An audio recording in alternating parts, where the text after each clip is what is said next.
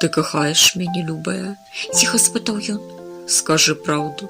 Ці ты кахаеш мяне хоць у палову так, як я кахаю цябе? Хоць крышачку так жа моцна.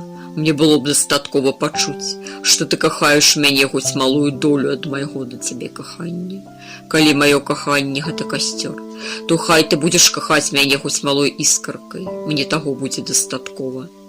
Я кахаю цябе, як сонца кахае зямлю, ціха вымовіла яна, як боская маці кахае свайго сына. Каханне маё, агонь ад твайго вагню, і яно прагне паўстаць узровень з ім, палаць так жа моцна, як і тваё каханне. Мне здаецца, што маё сэрца малое і слабое раптам умесціла сусвет. Яно баліць і разрываецца ад кахання майго да цябе, але ж мне мала і гэтага. Я хачу кахаць цябе бясконца. Так, як можа кахаць толькі тваё вялікае сэрца, якое вылівае на мяне незлічоную асалоду. Я не магу сказаць, як моцна я цябе кахаю.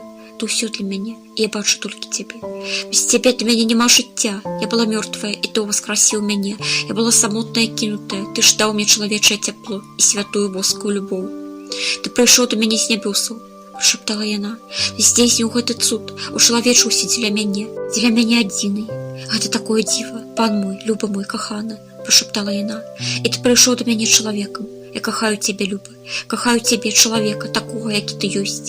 Ты самы прыгожы, самы велічны, самы магутны разумны ў свеце для мяне, і ты робіш мяне шчаслівай.